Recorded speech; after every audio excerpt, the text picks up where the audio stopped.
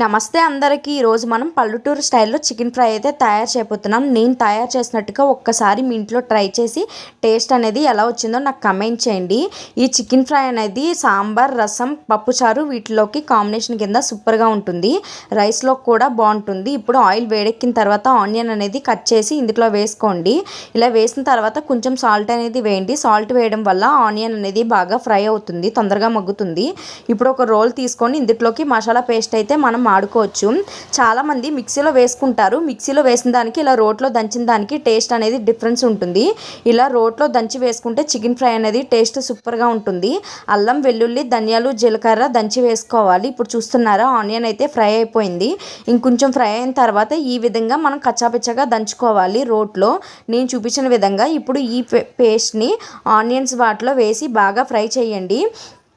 ఇది బాగా ఫ్రై చేయడం వల్ల టేస్ట్ అనేది బాగుంటుంది. అల్లం వెల్లుల్లి పేస్ట్ ఫ్రై అవ్వకపోతే కూర తినేటప్పుడు మీకు పచ్చి వాసన అనేది వస్తుంది. సో అందుకని చెప్పి మీరు అల్లం వెల్లుల్లి పేస్ట్ బాగా ఫ్రై అవనివ్వండి. ఈ విధంగా ఫ్రై అయిన తర్వాత శుభ్రంగా కడిగి పెట్టుకున్న చికెన్ కూడా ఇందులో వేసుకోండి. ఇందులో వేసి ఈ చికెన్ కూడా ఇందులో బాగా కలపండి. ఇప్పుడు ఈ చికెన్లో వాటర్ ఏమీ అవసరం లేదు. ఈ చికెన్లో ఉన్న వాటరే సరిపోతుంది. ఇలా బాగా మగ్గిన తర్వాత ఈ చికెన్లో చూసారా ఎంత బాగా మగ్గిందో. ఇలా మగ్గిన తర్వాత ఫైనల్గా పసుపు అనేది వేసుకోండి.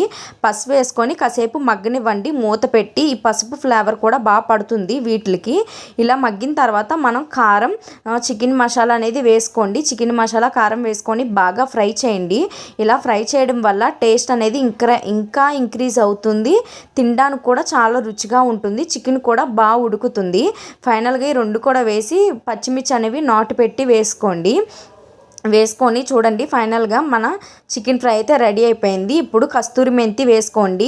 మీ దగ్గర ఉంటే కొత్తిమీర కూడా వేసుకోండి. నా దగ్గర అయితే లేదు. ఎంతో టేస్టీ రుచికరమైన చికెన్ ఫ్రై అయితే రెడీ అయిపోయింది. అలా నిమ్మకాయ పిండుకొని ఉల్లిపాయ పెట్టుకొని తింటుంటే టేస్ట్ సూపర్గా ఉంటుంది. ఇలాంటి మంచి వీడియోస్ కోసం